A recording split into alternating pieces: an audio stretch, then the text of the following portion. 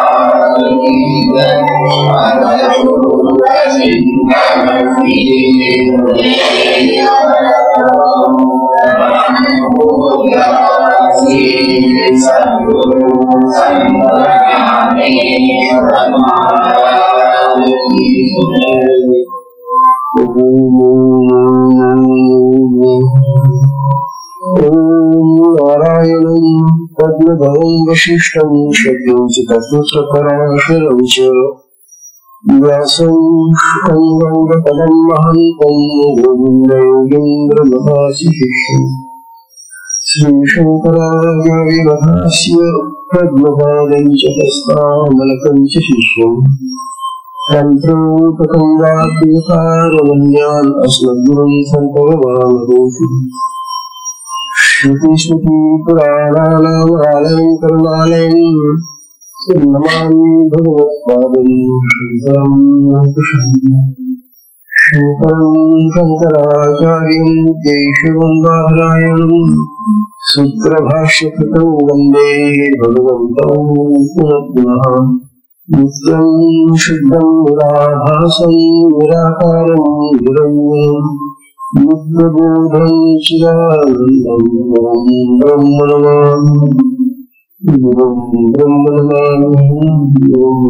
नमामि। ईश्वरो गुरुरात्मे मूर्तिभेद विभागिने व्योमव्याप्तदेहाय दक्षिणामूर्तये।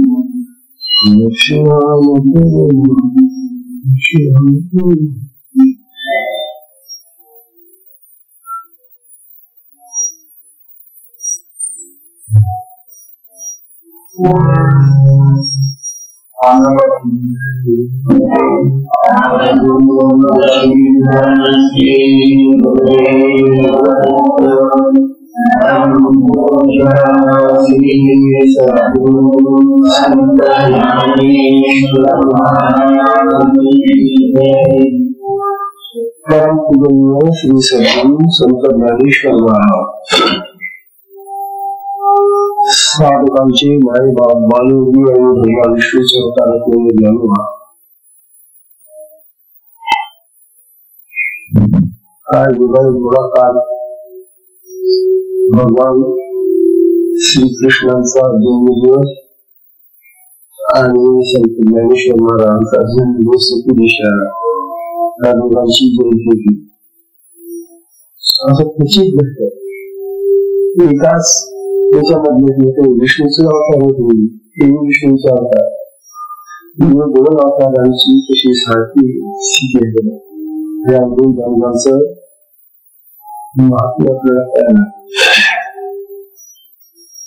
विषय आपला चाललेला आहे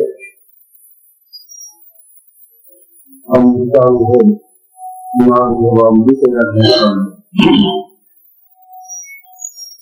ज्ञानवांनी आतापर्यंत अमृतानुभव अनेक प्रकारातून आपल्याला कळत नाही. विशेषतः नव प्रकरण जे होतं ते जीवन तिथे प्रथम होत आणि आता म्हणते माझ्या प्रकरणापासून या ग्रंथाचं महत्व सांगतो.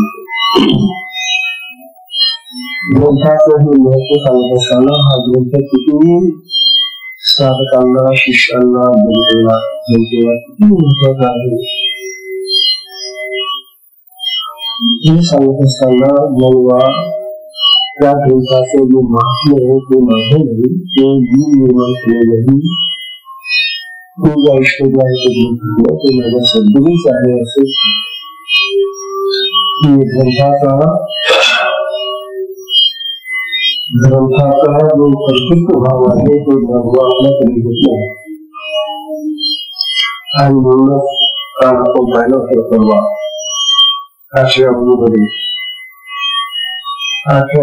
त्यामुळे मला सांगितलं की आम्ही बोललो जे काही आम्ही जे काय बोललो ते प्रगतीच असे काही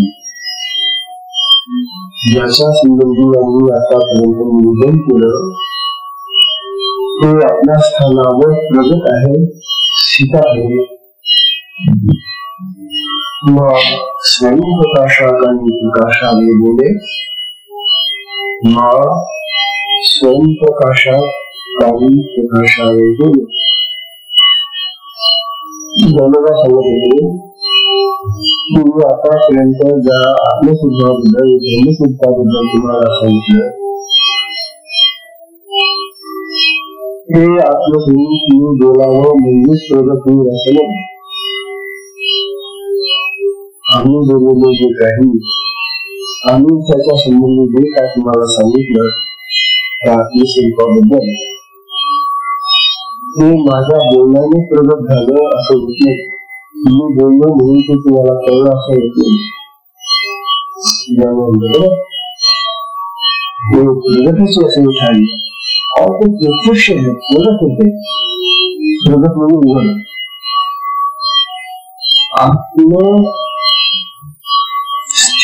तत्व जे आहे ना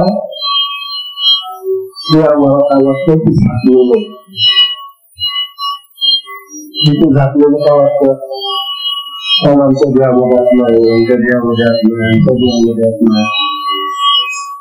हा जो ठसा आमच्या चित्तावर बसलेला आहे मी आमच्या देहामध्ये आत्मा राहतो आणि आता बऱ्याच वेळा तसंच बोललं गेलेलं साधू संतांनी त्याच्या पद्धतीने विवेचन केलेले. ज्ञानेश्वर महाराज आता आपल्याला तुम्ही सांगताय अहो तो आत्मा तुमच्या देहात आहे त्याच्यापेक्षा कितीतरी तो बाहेर बसवलेला आहे. देहामध्ये किती असेल तो त्याचा विस्तार केवढा असेल तुमचा देहा तुमचा देह केवढा आहे 3.5 हातात. त्या 3.5 हाताच्या देहामध्ये आत्मा लपलेला आहे किंवा झाकलेला आहे, प्रगत आहे असं जे आता आपल्याला वाटून राहिलं आतापर्यंत ते बरोबर नाही. अरे आत्मा प्रगत म्हणजे उघड आहे, तो झाकलेला नाही. झाकतो जाणून ठेवला इतका विशाल आहे तसं बघून सुद्धा झालेलं इतका अफाट होतो त्याला आकाश सुद्धा त्याच्या पोटात राहतं. मग आकाशाची शब्द थोडं कोणतंच नाही मग आकाशाला सुद्धा जेवढं पोटात घेतलेलं आहे असा जो आत्मा आहे ते किती मोठा व्यापक आहे. मग तो प्रगत नाही का? हा अतिशय महत्वाचा विचार आहे. लक्षात घ्या. आतापर्यंत आपल्याला असं वाटत होतं की आत्मा अप्रगत आहे, झाकलेला आहे, मुक्त आहे. आपल्याला असं समजले की तो त्याच्या ठिकाणी प्रगतच आहे. उघड प्रगत म्हणजे उघड आहे.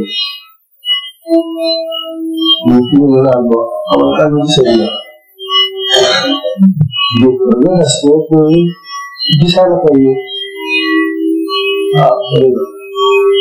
कारण तुम्हाला पाहण्याचं जे सामर्थ्य आहे ना तुमच्या डोळ्यामध्ये तुमच्या डोळ्याची जी दृष्टी आहे ना ती फक्त जड अशा स्थूल वस्तूंना पाहण्याची सवय नाही.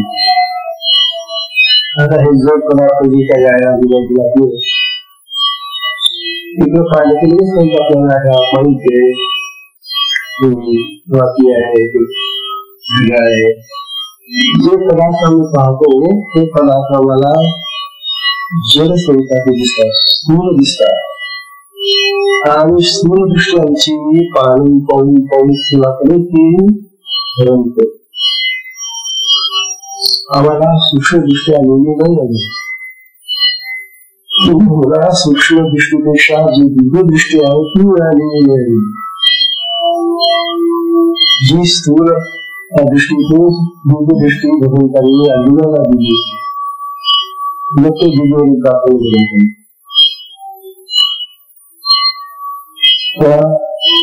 त्या सैन्याला भेट राष्ट्राच्या ती जी दिव्य दृष्टी आहे ती दिव्य दृष्टी आम्हाला नाही, म्हणून आम्हाला तो आत्मा खरं असलेली दिसत नाही. त्याचं उत्तर आहे. आत्मा का दिसत नाही मग? तर आता आपल्याला दोष काहीच नाही, तो दिव्य आहे, सगळीकडे पडलेला आहे, तो सगळ्यांमध्ये आहे, कणात व्यक्त आहे. इतका तो असताना आम्हाला न दिसण्याचं खरं कारण आहे की आमच्या दृष्टीमध्ये दोष आहे. जसं आपल्या दृष्टीमध्ये दोष आला तर बघायला ते दिसत नाही, ते चांगले दिसत नाही, ते स्थूल दिसत नाही. ठीक आहे, डोळ्यांना पडदा आला ते जे स्थूल पदार्थ आहे ते दिसत नाही आम्हाला, मग आम्हाला ऑपरेशन करून घ्यावं लागतं, ते पडदा करून टाकावं लागतं. असा जो पडदा आहे आणखी हा स्थूल पडदा होता, तो स्थूल पडदा दूर केला नाही, स्थूल पदार्थ दिसायला लागले. नवीन काय झालं? आता मी स्थूल पदार्थ पाहत होते, परंतु ते जे दिव्य तत्व आहे, आपलं तत्व कसं आहे, दिव्य होते, प्रकाश नाही, स्वयंप्रकाशी होते. मग त्या स्वयंप्रकाशी दिव्य तत्वाला पाहण्यासाठी तिच्याजवळ दिव्य दृष्टी पाहिजे, आणि ती दिव्य दृष्टी आपल्यावरच आहे, आपल्या स्वरूपातच आहे. असा विषय आहे. म्हणून मला सांगणारे आम्ही जे काही ते प्रगतीचे असेल खाली, आम्ही ज्याच्या संबंधी आतापर्यंत बोललो ते वास्तविक त्याच्या ठिकाणी प्रगत आहे, जड आहे, नाही येते, त्याला कोण वापरू शकत नाही. आता आम्ही अशी कल्पनाच करून उद्योगांच्या देहामध्ये आहे, कोणाच्या देहामध्ये आहे, तो देहामध्ये आहे, आम्ही घातले आहे, आणि त्यामुळे आम्ही आपल्याला प्रवेश नसतो.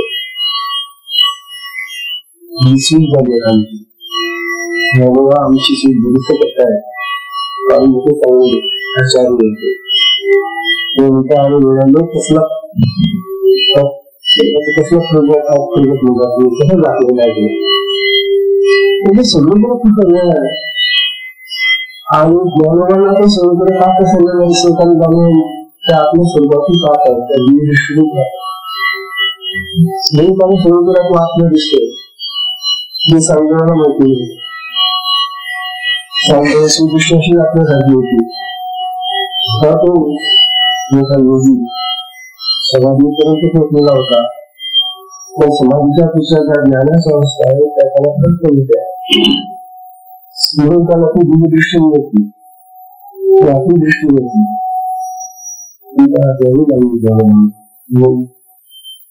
कसं ती दिव्य दृष्टी साधकांच्या सगळ्या शिष्यांना साधकांना प्राप्त व्हावी ही ज्ञानाची प्रेरणा आहे. आणि बाबांना दिव्य दृष्टी प्राप्त करावी, या डोळ्यांना काय करतात, बस झालं या जगाचं दर्शन घेऊन घेऊन घेऊन आता आम्हाला व्हायची वेळ आहे. मग त्यातून गेलं त्या डोळ्यांना.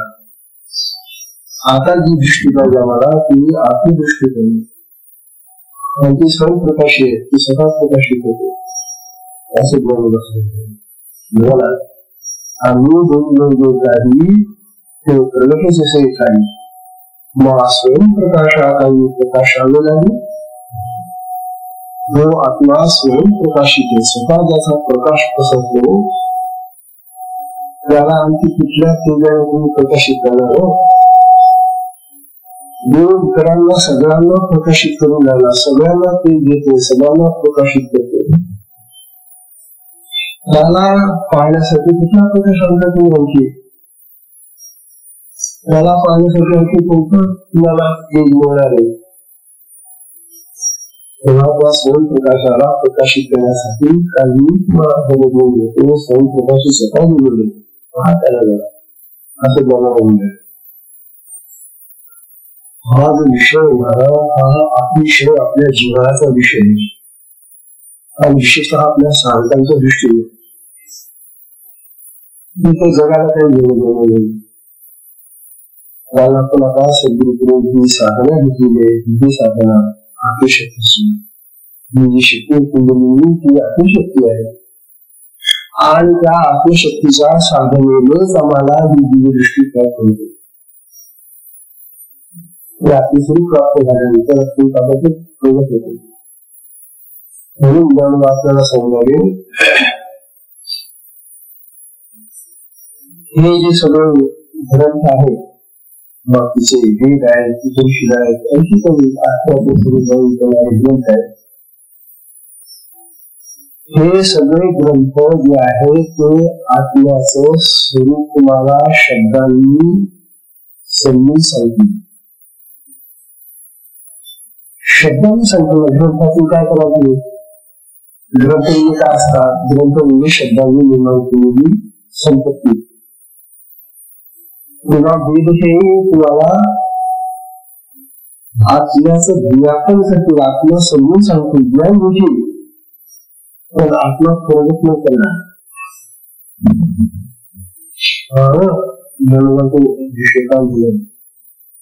श्रेष्ठ आम्हाला मान्य, त्या भगवंताच्या मुखातून आलेलं हे मान्य आणि त्यांच्या ज्ञानाने आम्हाला तो आत्मा समजतो म्हणून करावे. परंतु आत्म्याला उघड करणं, प्रगट करणं हे शब्दांचं सामर्थ्य हे शब्द खंडन झालेले नाही. शब्द आत्म्यापर्यंत जाता का? वाणी आपल्या आत्म्यापर्यंत जाते. आपल्या वाणीचे खंडनात शब्द खंडनावर झालेले. म्हणून शब्दांनी आत्मा फार तुम्हाला समजून सांगून थोडासा कळेल, परंतु आपल्याला उघड दाखवावा हे शब्दांनो तो आपला उघड करून दाखवला आम्हाला. म्हणून तुला वाणीची जात असेल तर आत्म्याच्या ठिकाणी आमचा प्रवेश किंवा जे शब्दांनी आमचा दिलं कोणतं साधनांचं आपण ग्रंथ सांगू शकत नाही. आमची मन, बुद्धी, चित्त, अहम जो आहे आमचं करणार ही चारी इंद्रिय तिथं फेल झाली. बाहेरची 10 इंद्रिय तिथं जाऊ शकत नाही, ती जड असते. मग कसं आपल्याला उघड दिसेल?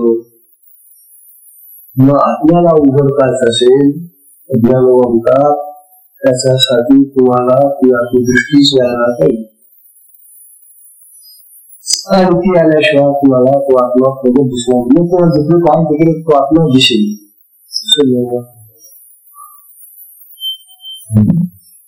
तेव्हा स्वयंप्रकाश ब्रह्माला किंवा आपल्याला पाहण्यासाठी पाहण्याचा विषयी नाही. तिथं कुठल्याही साधनाने तो कळत नाही. असा जो स्वयंप्रकाश आत्मा आहे त्या प्रकाशाला पाहण्यासाठी आपल्याजवळ असलेलं जे आत्मतत्व आहे त्या आत्मतत्वामध्ये आम्हाला जायला पाहिजे. त्या दिशेने आम्हाला प्राप्त करून जायला पाहिजे. असं ज्ञान आपल्याला समजायला आणि म्हणूनच काल यांनी आपल्याला नवीन शब्द सांगितला. तो नवीन शब्द म्हणजे अपरोक्षानुभूती सांगितली. आत्म्याची अपरोक्षानुभूती होते. अनुभूती म्हणजे अनुभव. आत्म्याचा अनुभव होतो. आत्मा अनुभवगम्य आहे. अनुभवगम्य जी वस्तू असते ना ती आपल्याला दुसऱ्यांना देता येते. आता मला जो अनुभव असेल तो मी कसा काढून घ्या हा अनुभव ज्याचा त्यालाच करतो आणि विशेषतः आत्मानुभव जो आहे हा ज्याचा त्याला करतो. म्हणून अपरोक्षानुभूती अपरोक्षानुभूती म्हणजे ज्या अनुभूतीमध्ये डोळ्यांचा उपयोग नाही. बाकीच्या ज्या परोक्ष अनुभूती आहेत त्या डोळ्यांनी कळणाऱ्या किंवा दृष्टीने समजणाऱ्या अक्षर हा परम अशी जी अनुभूती असते डोळ्यांच्या पलीकडे आपल्याला कळते दिसते डोळ्यांच्या पलीकडे डोळ्यांच्या बाहेर अशी जी अनुभूती होते ती सगळ्या जो वस्तूंची संसारातल्या सगळ्या वस्तूंची आपल्याला अनुभूती मिळते ही परोक्ष अनुभूती आहे. जगातल्या आपल्याला येणाऱ्या सगळ्या अनुभूती जितक्या आहेत आपल्याला समजून त्या परोक्ष अनुभूती आहे. आपल्याचा अनुभव असा काही विचित्र आहे की तो आपल्याला अपरोक्षही पाहतो. अपरोक्ष अनुभूती जी आहे ती आपल्याला कळाली पाहिजे कशी काय असते कशी काय मिळते कशी काय चालते. म्हणून आपल्याला सांगतात की अपरोक्ष अनुभूतीमध्ये कुठलाही विभाग नाही, कुठलाही देणं घेण्याचा असा विभाग चालू नाही. ही जी अनुभूती आहे ती स्वयंप्रकाशित अशा आपल्या स्वरूपात चालते. प्रत्येक साधकाला प्रत्येक शिष्याला आपल्या भक्ताला मिळाली पाहिजे हे भावनांना वाटते. आणि म्हणून तो म्हणून बाबांनो स्वयंप्रकाशित अशाचा आपल्याचा अनुभव जातो हे प्रगट आहे. आणि प्रगत असून तुम्हाला तो कळत नाही त्याचा अर्थ की तुम्हाला ती योग्यता मिळालेली तुमच्या साधनेचा इतका विकार झालेला नाही आहे. आपण त्या अवस्थेपर्यंत पोहोचलो नाही आणि म्हणून आम्हाला अपरोक्ष अनुभूती होतो किंवा त्या आत्म्याचा प्रगत असा दिसण्याचा भाग कळत नाही. अशा प्रकारे आता आपल्या स्वतःचं नम्रपण दाखवत आहे. माझ्या सद्गुरूंनी मला हे अनुभव दिले आणि मी जे काय तुम्हाला सांगून आलो ते माझ्या सद्गुरूंकडूनच हे माझे स्वतःच कार्य. मी जेव्हा वारंवार कोणाला सांगताय की हे माझं काही नाहीये सगळं सद्गुरूंनी मला दिलं आणि तेच मी तुम्हाला वाचतोय. आता नवीन होते सुंदर नव्या मध्ये घालून आपल्याला सांगले नाना उपाय आम्ही हल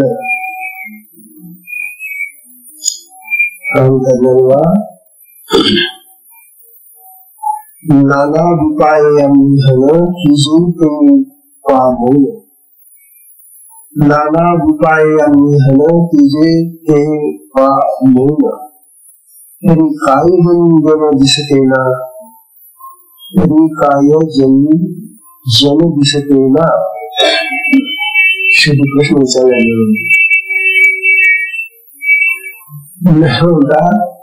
तुझे ते काम अरे बाबांनो मी जर म्हणून पाळलं असतं मी जर बोललो बसतो याचं सगळं समजायला तुम्हाला यामध्ये सांगितलं जर मी बोललो नसतं सांगितलं नसतं तुम्हाला काय तुझे काम बोलून शिकवायला असेल तुम्हाला सांगितलं नसतं तर काय या जगामध्ये लोकांना लोक दिसले नसते म्हणतात काय जन दिसते ना जेवढी जन दिसते ना हे म्हणण्याबरोबर फार लागते साधने शुद्ध काय तुम्हाला जगातले लोक दिसले नसते अवघड लोकांना तुम्हाला त्या जगातले लोक दिसले नसते का जर मी तुम्हाला सांगितलं नसतं का आम्ही शुद्धच नसतं का समजून गेले परंतु त्या बोलण्यामागे फार मोठा अर्थ आहे.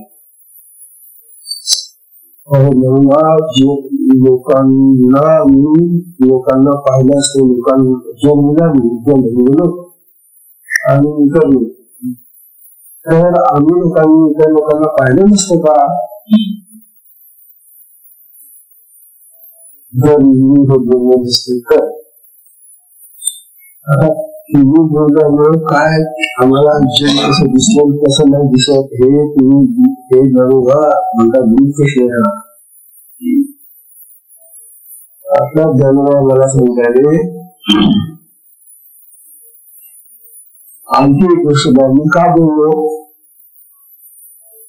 निश्चित राहण्याचं तुम्हाला दिसले नसतं असं शिकेल तुम्हाला दिसेल मी का बोललो म्हणतात की माझे सद्गुरू माझ्याशी बोलले होते ते जर मला माझ्याशी बोललो नसतं त्यांनी जर मला हे सांगितलं दिलं नसतं तर मी कसं बोललो नसतो आणि हे पण गरज आहे ही जी खेळ आमच्या डोळ्यात आलेली आहे ती आमच्या सद्गुरूची आहे ते आत्मज्ञान माझ्या सद्गुरूला दिलेलं हे आत्मज्ञान मला प्राप्त झालं आणि म्हणून ते आत्मज्ञान मी कोणाला मागतोय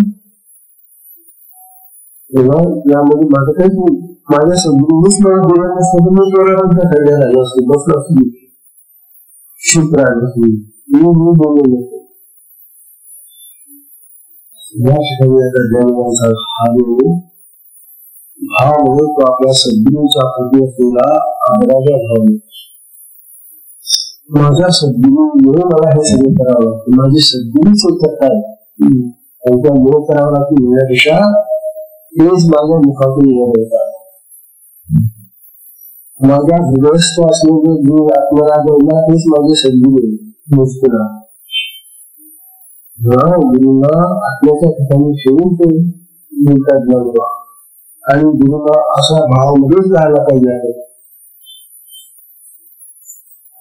तेव्हा ते जर मला बोलले नसते त्यांनी जर मला सांगितलं नसतं तर मला त्याचा द्रष्टा दृश्य रूपाने ज्ञानाचा विनाश बंद केला असता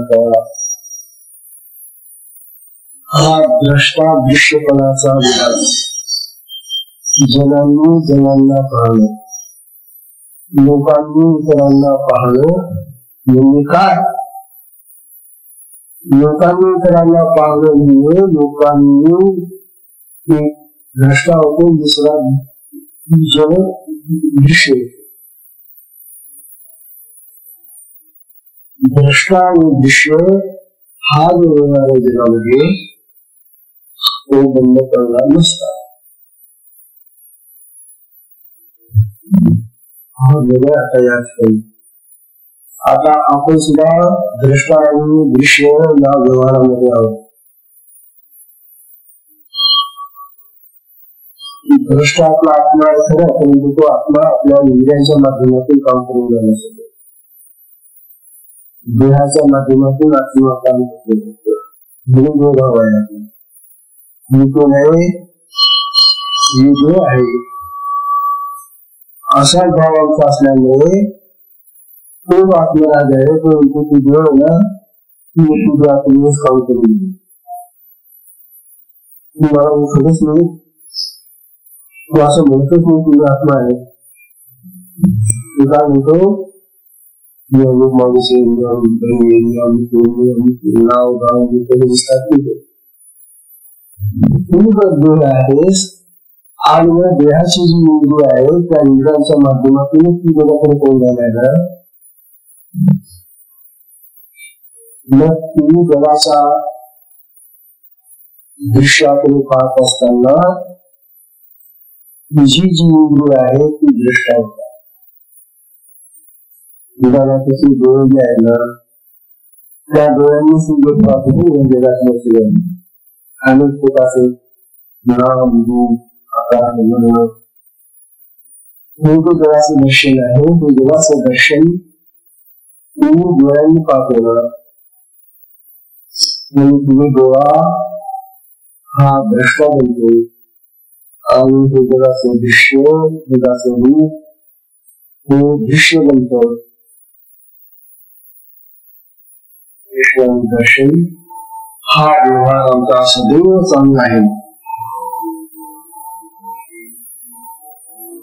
म्हणून आता आपल्याला सांगायले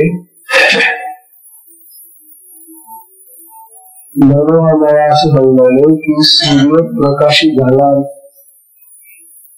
सूर्य प्रकाशित झाला म्हणजे तो जसा सगळ्यांना प्रकाशित करतो, है की नाही? तो प्रकाशित करावा लागत नाही. सूर्याला तुम्ही प्रकाशित केलेलं नाही, त्याला तुम्ही ते दिलं आणि दिले ना सूर्या, तो आता प्रकाशित हो आणि हा प्रकाश दुसऱ्याला येईल, असं सूर्याला जर सांगावं लागत नाही, तसं ते आपल्याच मिळते. आत्माही त्या सूर्याप्रमाणे स्वयं प्रकाशित आहे. हिंदूला आपल्या तर त्याच्याही पुढे जाऊन सूर्यालाही प्रकाश देतो आपला.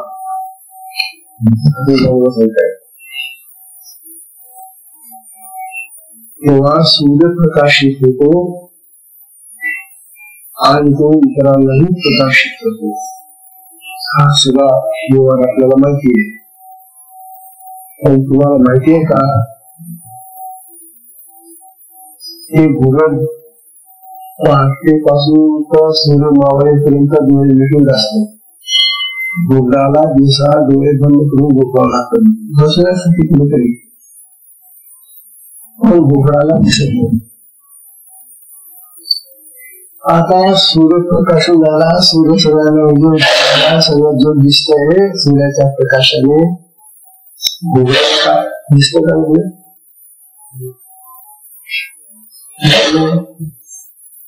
ज्या प्रकाशाचं ज्ञान ज्या डोळ्यांनी दृष्टाने होतं, तो दृष्टान त्याचा बंद झालेला आहे. धनुबा या उदाहरणातून आपल्याला असं सांगताय, आणि घुगडा साजरे करू तो आपल्या समृद्धी प्रकाशित होणार. मग आम्हाला तो का दिसत नाही, तर आमचा हा जो दृष्टा आहे ना घुगडा सारखा बंद, तो आम्हाला आपले खरं स्वरूप पाहू देत नाही. खरंच तो आम्हाला या बाबतीमध्ये आपण घुगडाची बरोबरी करतो. चांगल्या गोष्टीची बरोबरी करा. त्याचं काम हवं, कारण या डोळ्यांमध्ये ते आपले तत्व पाहण्याचं सामर्थ्य, हे स्वयं प्रकाशी असं जे तत्व आहे आपले स्वरूप, ते या डोळ्यांनी द्रष्टावून बघले जातं, असा विषय चाललेला आहे. म्हणतात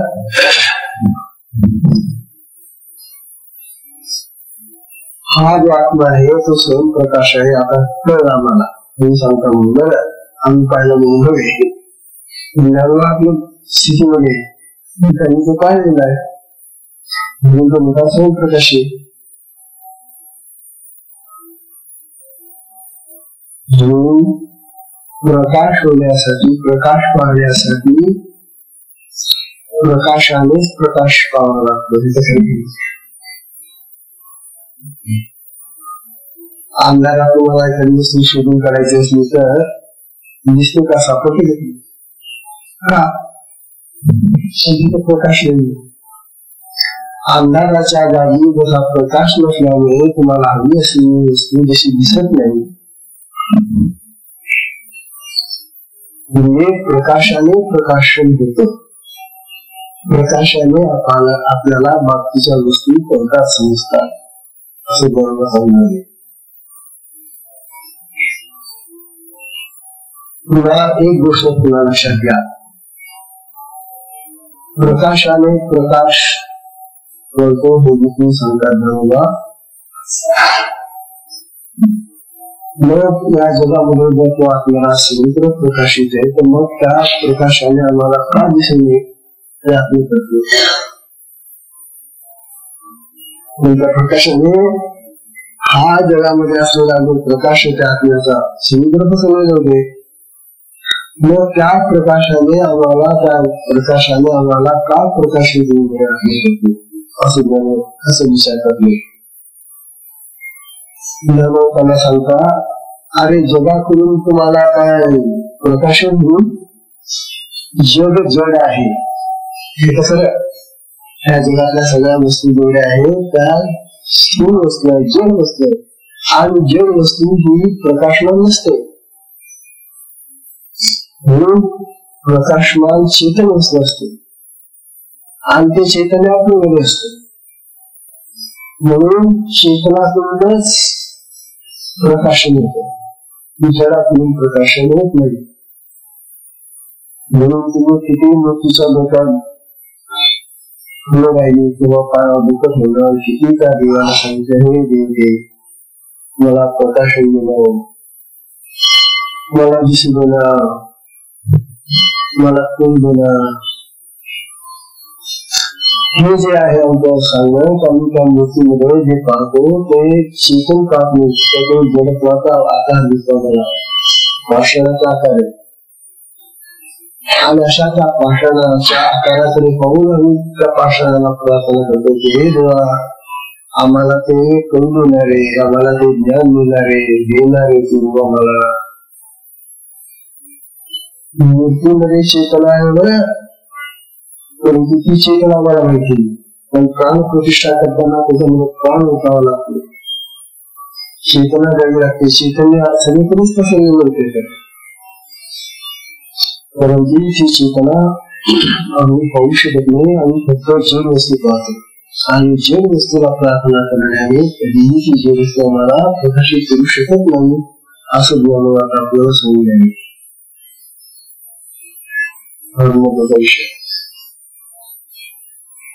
आपल्या देहामध्ये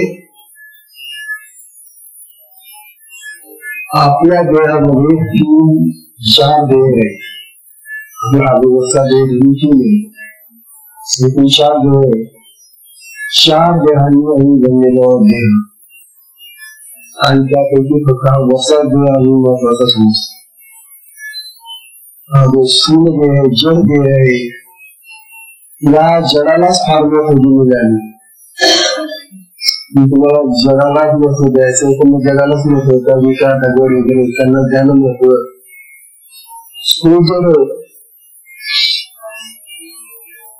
जगाला हा वसा देह आहे ना, हा देह इतका महत्वाचा नाही. पण हा मरणार आहे, जाणार येणार आहे, नाशवान आहे, परिवर्तनशील आहे, बदलणार आहे. आणि याच्यामध्ये असलेले जे सूक्ष्म देह आहे, जो कारण देह आहे, महाकारण देह, याच्यापेक्षा फार उत्तम आहे. आणि ते आशीर्वाद यासाठी मिळणारे होते तेच आपल्याला पूर्ण ब्रह्माला घेऊन जातात. आपल्याला तिसरा देह मी त्याला पुढे हा देह सोडल्यानंतर हा देह तिथे जाऊन जातो. नवीन प्रकारातून जाऊन टाकतात नाही, हा देह तिथेच उडावा लागतो आपल्याला. पण आपले जे 3 देह आहेत ते देह बाहेर पडतात, ते सूक्ष्म आहे आणि ते सूक्ष्म होतात आणि त्याच्यामुळे जो आम्हाला दुसरा देह मिळतो. तेव्हा 3 देह लोकांचे. नंतर पंचकोश आहेत. पंचकोश लक्षात ठेवा. एक आपला कोश आहे, कोश म्हणजे घर असताना आता कोश म्हणतात. एक घट्ट आपला आहे, अन्नापासून तयार होतो. आवरण आहे आपल्या देहाला मिळून असं कोश म्हणजे आवरण. आता हा पंचकोश आहे देहाच्या आतून देहाला पहिला जो कोश आहे, पहिलं जे आवरण आहे देहाला आतून, ते अन्नमय कोशाचे आहे.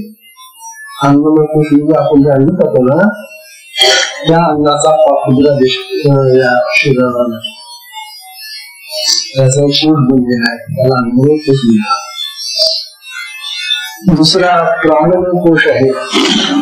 आपण जो श्वास घेतो त्या श्वासाला जी आत्मचेतना म्हणतो त्याचा तो प्राण म्हणतो. श्वास म्हणजे वायू आणि चेतना आत्म्याची.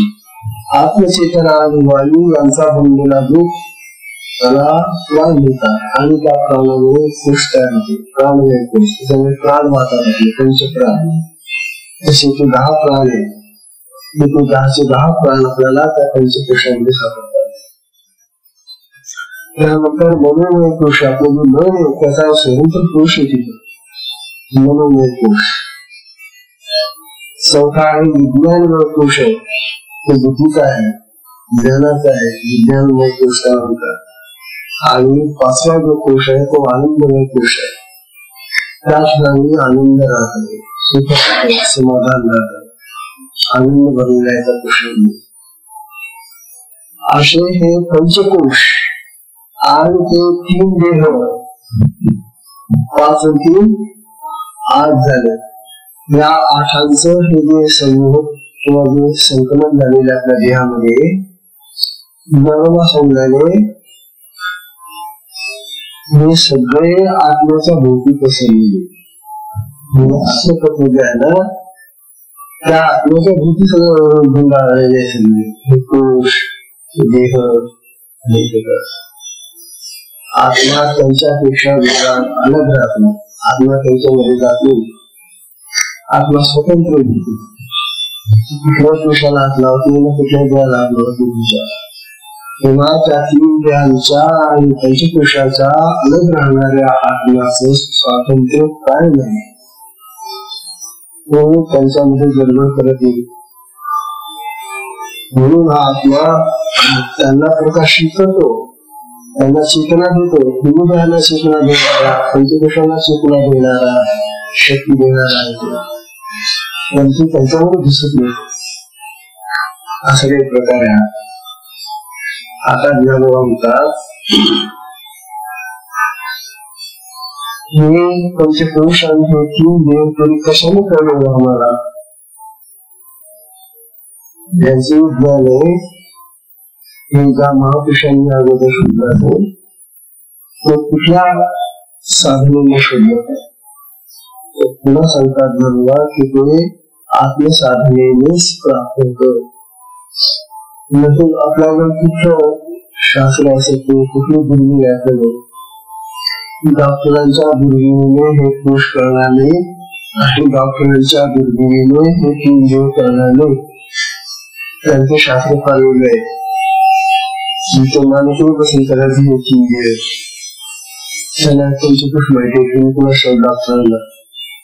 परंतु हे जे कोश आणि जे आहे हे आत्मज्ञानाने आत्मस्वरूपामध्ये गेल्यानंतर आपल्याला दिसायला लागतात, कळतात आपल्या देहामध्ये ते. असं म्हणून आपल्याला सांगता येईल. म्हणून हा जो आत्मा स्वयं प्रकाशित आत्मा आहे तो बाहेरच्या सगळ्या जगाला तर प्रकाशित करतोच करतो, परंतु आज आपलं जे रचना कार्य देहाचं त्या देहाला सुद्धा तो चेतना देतो. त्याच्याच प्रकाशाने आपला अंतर देह सुद्धा प्रकाशित होतो. तेव्हा बाहेरच्या देहाला तर पाहतो आपण बाहेरचा देह त्या आत्म्यामध्ये चालतो की नाही, सगळी इंद्रिय आपली त्याच्यामुळे चालू होत ना. मग बाहेरचा देह जसा आत्म्यामुळे चालतो तसे अंतर देह जे आपले आहेत, आपले देह जे आहे तेही त्या आत्म्याच्या शक्तीने चालतात. हा महत्वाचा विचार या ठिकाणी सांगितला. आता ज्ञान म्हणतात माझ्या सद्गुरूंनी मला हे जे ज्ञान दिलेले आहे, मला ही स्थिती प्राप्त करून दिली आणि त्या स्थितीत बसून मी हे सगळं पाहतो आणि मला कळतो, मला समजतो म्हणून मी बोलतो. आता जर मी हे बोललो नसतो तर हे माझ्या न बोलल्याने हे जे काय आत्मतत्व प्रकाशित होते त्या बनून गेलं सगळं कार्य. आपलं कार्य त्याचं जे चालू आहे आपल्याचं ते तसं चालू राहिलं. बोलू न बोलू, परंतु मला का बोलावं लागतंय? कारण मला जो अनुभव आला, मला जी अनुभूती मिळाली ती अनुभूती माझ्या सगळ्या साधकांना, शिष्यांना त्यांना प्राप्त व्हावी एवढ्यासाठी मी बोलतो. आणि हे माझं बोलून मी माझे माझ्या गुरुचं आहे ते सांगतात, ते देतात म्हणून मी बोलतो. किंवा हा सांगून देतात धारण करून बोलू आपल्याशी. आता आपल्याला जागा मुलीमध्ये फारच वेगळा दिसतो. हा भाव आहे जागून कमालीशी सुंदर आहे.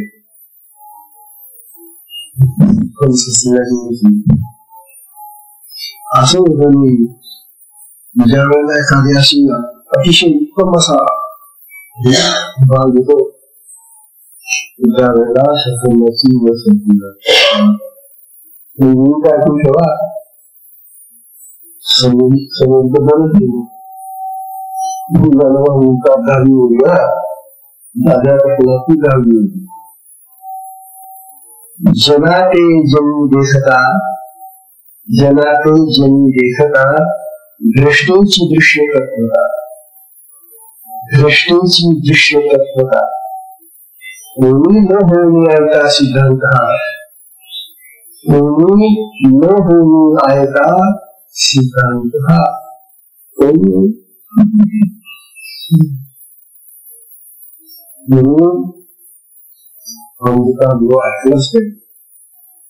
एटलस होता बरोबर आहे, लगेच स्पष्टीकरण तुम्ही सांगितलं नाही आम्हाला, कसं ज्ञानाचे जे हृदय आहे त्यांना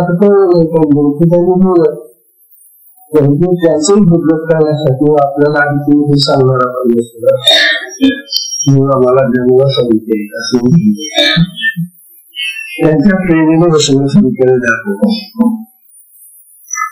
विधानाही दावी करू हा सुंदर आहे, ज्यांच्या निष्पाद असे आहे की विधानात तुमचा अर्थ आहे की विचारांना सर्व काय करा। हरि ओम।